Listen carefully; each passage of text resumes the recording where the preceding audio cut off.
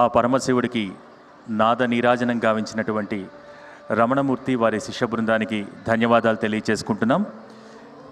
ఈనాటి కోటి దీపోత్సవంలో దీపారాధన విశిష్టత గురించి, కోటి దీపోత్సవ వైభవం గురించి చక్కని ప్రవచనామృతం అందించేందుకు విచ్చేశారు ప్రముఖ ఆధ్యాత్మికవేత్త బ్రహ్మశ్రీ నోరి నారాయణమూర్తి గారు. వారిని వేదికపైకి సవినయంగా ఆహ్వానిస్తున్నాం.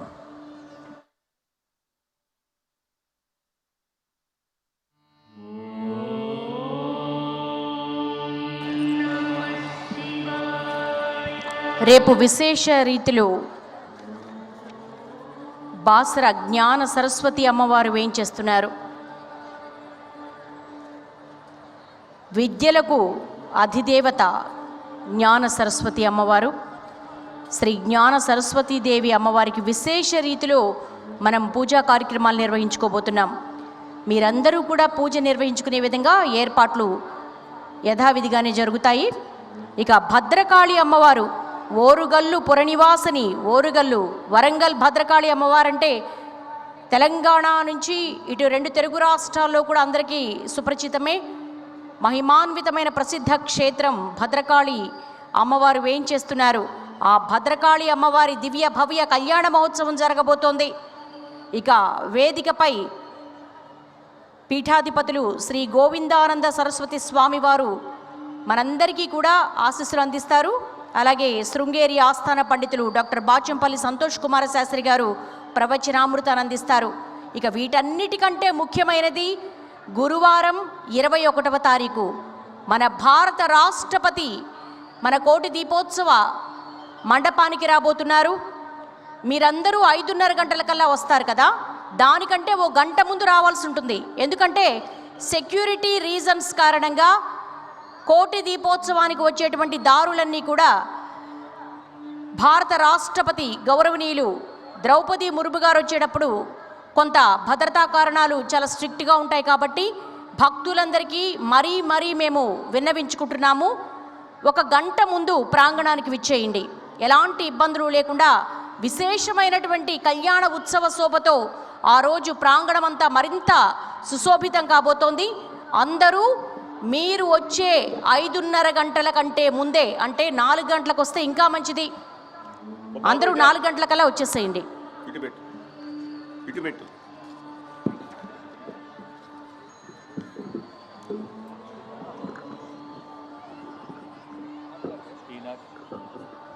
ఈనాటి కోటి దీపోత్సవ కార్యక్రమంలో ప్రవచనామృతాన్ని అందించవలసిందిగా బ్రహ్మశ్రీ నోరి నారాయణమూర్తి గారిని కోరుతున్నాం.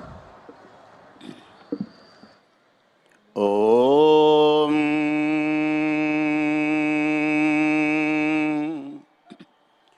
తుండమునే కదంతమును తోరపు బొజ్జయువా మహస్తమున్ మెండుగమ్రోయు గజ్జలును మెల్లని చూపుల మందహాసమున్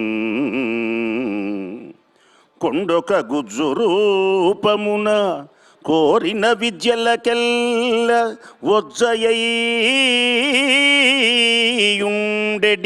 పార్వతీతనయా ఓయి గణాధిప నీకు మృక్కెదన్ పార్వతీతనయ ఓయి గణాధిప నీకు మృక్కెదన్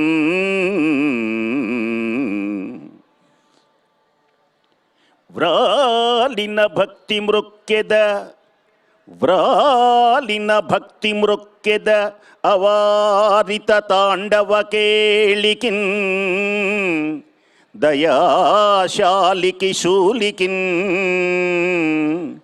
శిఖరిజాముఖ పద్మమయూఖమాలికిన్ బాల శశాంకమౌళికి కపాలికి మన్మథ గర్వ పర్వతోన్మూలికి నారదాది ముని ముఖ్య మనస్సరసీరుహాలికిన్ ధరసింహాసనమై నభంబు గొడుగై తద్దేవతల్ భృత్యులై పరమామ్రాయమునెల్ల వంది గణమై బ్రహ్మాండమాకారమై సిరి భార్యామణియై విరించి కొడుకై శ్రీగంగ సత్పుత్రియై వరుసన్నీ ఘనరాజసంబు నిజమై వర్ధిల్లు నారాయణ.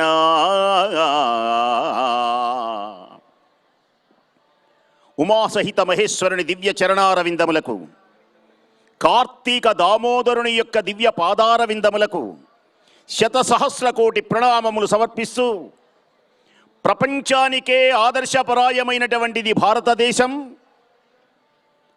ఈ భారతదేశంలో అనేకమైనటువంటి భక్తి ప్రపత్తులు చేసేటువంటి ఛానల్స్ చాలా ఉన్నాయి. ఈవేళ ప్రపంచంలో ఉర్రూతలూగించి భక్తి జ్ఞాన అమోఘమైనటువంటి స్థితిని కలిగించేటువంటి ఛానల్, ఏకైక ఛానల్ భక్తి టీవీ. ఇలాంటి టీవీ ద్వారా ఈనాడు అజ్ఞాన అంధకారంలో ఉన్నటువంటి వ్యక్తులను మేలుకొలిపినటువంటి వారిని ఉద్దీపన చేసినటువంటి వారిని చైతన్యాన్ని కలిగించి భక్తి మార్గం వైపు మళ్లిస్తున్నటువంటి నరేంద్ర చౌదరి గారికి, రమాదేవి గారులకు, సమస్తమైనటువంటి ఈ టీవీలో పనిచేసేటువంటి అందరికీ ప్రత్యేక అభినందనల శుభాకాంక్షలు తెలియచేస్తూ, కార్తీక మాసాన్ని ఎన్నో రకాలుగా తెలియచేశారు. అన్ని దేవతలలో గొప్పదైనటువంటి దేవత ఎవరు అంటే అమ్మా. అన్ని మంత్రములలో గొప్పదైనటువంటి మంత్రము ఏది? గాయత్రీ మంత్రం. అన్ని అక్షరములలో ఏ అక్షరము గొప్పది? ఓంకారం గొప్పది. అన్ని యంత్రములలో ఏ యంత్రము గొప్పది? శ్రీచక్రం గొప్పది. అన్ని విద్యలలో ఏ విద్య గొప్పది? శ్రీ విద్య గొప్పది. అన్ని మాసములలో ఏ మాసము గొప్పది? కార్తీక మాసం గొప్పది. అన్ని అక్షరములలో గొప్పదైనటువంటి అక్షరం, పవిత్రమైనటువంటి అక్షరం ఓంకారం. ఓంకారం, ఓంకారం. అందరూ ఒక్కసారి చేతులు పైకి ఎత్తి ఓం. ఓంకారం. ఓంకారాన్ని మించినటువంటి అక్షరము లేదు. దేనికని ఓంకారమునకు ఇంతటి శక్తి కలిగింది? శివమహాపురాణంలో అత్యద్భుతంగా వ్యాసుల వారు రచించారు. ఓంకారానికి ఇంతటి మహిమ కలగడానికి కారణం, ఆ ఓంకారంలో 5 తత్వములు నిక్షిప్తము చేయబడి ఉంటాయి. ఆ 5 తత్వములే పరమేశ్వరుని యొక్క దివ్యమైనటువంటి పంచతత్వములు. పరమేశ్వరుని యొక్క దివ్యమైనటువంటి రూపమే ఓంకారం. ఓంకారంలో అకార, ఉకార, మకార, నాద బిందువులనేటువంటి 5 తత్వములు ఉంటాయి. ఓంకారంలో అకార, ఉకార, మకార, నాద బిందువులనేటువంటివి ఉంటాయి. అలాగే ఈశ్వరునికి కూడా 5 ముఖములు ఉంటాయి. ఆ 5 ముఖముల యొక్క దివ్యశక్తియే ఓంకారం. ఓంకారమే శివస్వరూపం. ఓంకారమే ప్రణవం అన్నారు వ్యాసుల వారు. ఇక ఏ అక్షరమునకు ప్రణవం అనేటువంటి పేరే లేదు. ఓంకారమునకే ప్రణవం అని పిలుస్తారు. దీనినే ప్రణవాక్షరమని, ప్రణవనాదమని, ప్రణవమే మోక్షమును కలిగిస్తుంది అని అనేకమైనటువంటి గ్రంథములలో నిక్షిప్తము చేయబడి ఉన్నది. దేనికని ప్రణవము అంటే ప్ర ప్లస్ నవ ఈజ్ ఈక్వల్స్ ప్రణవ. అంటే ప్రకృష్టమైనటువంటి గొప్పదైనటువంటి మార్గమునకు తీసుకొని వెళుతుంది. అంటే ఓంకారం పవిత్రతను కలిగిస్తుంది. ఓంకారం శుభాన్ని కలిగిస్తుంది. ఓంకారం కామిదం మోక్షదం. కామిదం మోక్షదం అంటే కోరినటువంటి కోరికలు నెరవేరుస్తుంది ఓంకారం. ఓంకారం మోక్షమును కలిగిస్తుంది. అందుచేతనే ఓంకార బిందు సంయుక్తం నిత్యం గాయంతి యోగినః. ఈ రహస్యము తెలుసును గనకనే యోగీశ్వరులు నిరంతరం కొన్ని వేల సంవత్సరాలు ఓంకారాన్ని ఉచ్చరిస్తూ ఉంటారు. ఏ మంత్రము వచ్చినా రాకపోయినా 21 సార్లు ఓంకారాన్ని గనక మనం జపించినట్లయితే మన దేహంలో ఉన్నటువంటి ఉచ్ఛ్వాస నిశ్వాసలు, అమోఘమైనటువంటి కుండలిని శక్తి, మూలాధార స్వాధిష్టాన మణిపూరక అనాహత విశుద్ధ ఆజ్ఞాచక్రములు 6 చక్రములు దాటి 7వదైనటువంటి సహస్రారంలో దివ్య జ్యోతి అలా వెలుగొందుతూ ఉంటుంది ఓంకారం వలన. అందుచేతనే ఓంకారం శివస్వరూపం, ఓంకారం అమ్మవారి స్వరూపం. నమస్కారం చేయండి. ఇప్పుడు ఒక శ్లోకం చదువుతున్నాను. ఇవేటితో పాపాలన్నీ పోతాయి. ఓంకారం అమ్మవారి స్వరూపం. ఓంకార పంజర సుఖీం అమ్మవారి యొక్క స్తోత్రం.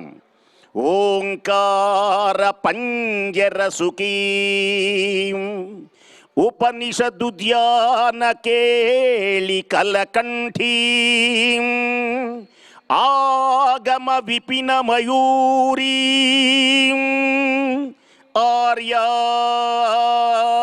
ఆర్యాం అంతర్విభావయే గౌరీం. అమ్మవారు ఓంకార స్వరూపం, అయ్యవారు కూడా ఓంకార స్వరూపమే. అలాంటి పుణ్యమైనటువంటి ఓంకారం 5 తత్వములతో ఉండి ఈశ్వరుని యొక్క 5 ముఖములకు ప్రతీక అయి ఉంటాయి. దివ్యమైనటువంటి 5 ముఖములు ఈశ్వరుని యొక్క దివ్య 5 ముఖములే ఓంకారములో దాగి ఉన్నటువంటి దివ్య శక్తులైనటువంటి 5 తత్వములు. ఏమిటి 5 ముఖములు? సద్యోజాతం, వామదేవం, అఘోరం, తత్పురుషం, ఈశానం. సద్యోజాతము అంటే, జాతము అంటే పుట్టడం. హర హర మహాదేవ అనగానే వెంటనే ప్రత్యక్షమయ్యేటువంటి సద్య, వెంటనే ప్రత్యక్షమయ్యేటువంటి దేవుడు శివుడు. అందుకనే అందరూ ఒక్కసారి 2 చేతుల పైకెత్తి హర హర మహాదేవ. మారుమ్రోగాలి, శివుడు ప్రత్యక్షమవ్వాలి. సద్యోజాతుడు హర హర మహాదేవ, హర హర మహాదేవ. ఓం నమ శివాయ, ఓం నమ శివాయ. పరమ పావనమై దివ్యమైనటువంటి 2వ ముఖం వామదేవం. వామదేవుడు మహానుభావుడు, అందమైనటువంటి వాడు. వామదేవాయ నమో. జ్యేష్ఠుడు ఆయనే, శ్రేష్ఠుడు ఆయనే. ఆ మహానుభావుడు దివ్యమైనటువంటి 3వ ముఖం అఘోరం. అఘోరం అంటే పొరపాటు పడుతున్నారు చాలామంది. అఘోరులు అనగానే అమ్మో అనేటువంటి భయపడుతున్నారు. అఘోరము అంటే స్వచ్ఛమైనటువంటి అర్థాన్ని ఈవేళ కోటాను కోట్ల మందికి చెబుతున్నాను, వినండి. ఇదే గ్రంథాలలో ఉన్నది. అఘోరము అంటే భయంకరము కాదు అర్థం, ఘోరము కానిది. మళ్ళీ చెబుతున్నాను వినండి. నై తత్పురుష సమాసం. అసత్యములాగా అఘోరము అంటే ఘోరము కానిది, పవిత్రమైనది అని అర్థం. ఘోరము కానటువంటిది, పవిత్రమైనటువంటిది, ఘోరమైనటువంటి పాపాలన్నిటినీ తొలగించగలిగినటువంటి వాడు కనుకనే ఆయనకు అఘోరుడు అని పేరు. ఇక దివ్యమైనటువంటి 4వ ముఖం తత్పురుషం. తత్ అనేటువంటి పదార్థానికి ఉపనిషత్తులు కానీ బ్రహ్మవాక్యములు కానీ అమోఘమైనటువంటివి ఏమి చెబుతున్నవి అంటే, తత్ అంటే బ్రహ్మ పదార్థమని జరుగుతోంది. పరబ్రహ్మ స్వరూపమే తత్ అనేటువంటిది. అందుకనే తత్వం అసి అనే ఒక పవిత్రమైనటువంటి వాక్కు మనం వింటాం. తత్ అనగా పరబ్రహ్మ స్వరూపమైనటువంటిది. తత్పురుష, ఆ పరబ్రహ్మ స్వరూపమే పరమేశ్వరుడై మనకు దర్శనమిస్తున్నాడు అని అర్థం. ఇక 5వ తత్వాన్ని చెబుతున్నాను. ఈశానుడు ఆయన. ఈ లోకమంతా ఈశానుడే. అంటే సకల విద్యలకు ఆది పురుషుడైనటువంటి మహానుభావుడు. మీకందరికీ ఒక అద్భుతమైనటువంటి మాట చెబుతున్నాను. మీ పిల్లలందరూ బాగా చదవాలి అంటే మీ ఇంటిలో పిల్లల యొక్క గదిలో దక్షిణామూర్తి యొక్క పటాన్ని అట్టెపెట్టి దక్షిణామూర్తిని మహానుభావునికి నమస్కారం చెయ్యమనండి పిల్లలందరినీ. మొట్టమొదటి ఆది గురువు జ్ఞాన గురువైనటువంటి మహానుభావుడు శ్రీ దక్షిణామూర్తి చేతులు రెండు జోడించి మా పిల్లలకు బాగా చదువులు రావా అని పెద్దగా ఈ దివ్యమైనటువంటి ఈశానుడు ఈశావాస్యమిదగుం సర్వం సకల గురువు ఆయనే రెండు చేతులు జోడించి పెద్దగా అనండి.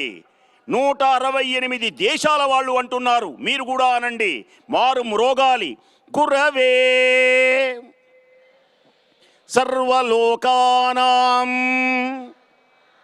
భిషజే భవరోగిణాం నిధయే సర్వ విద్యానాం శ్రీ దక్షిణామూర్తయే నమః. అలాంటి జ్ఞానస్వరూపుడైనటువంటి మహానుభావుడు మార్గశిర మాసంలో త్రయోదశి తిథి నాడు ఆరుద్ర నక్షత్రంలో అరుణాచలంలో కణకణ కణకణ కణకణ కణకణ మండేటువంటి పెద్ద స్తంభాకారంగా ఫెళ ఫెళ అని రివున జ్వాలలు మండుతూ విస్ఫులింగములతో అవతరించాడు మహానుభావుడు.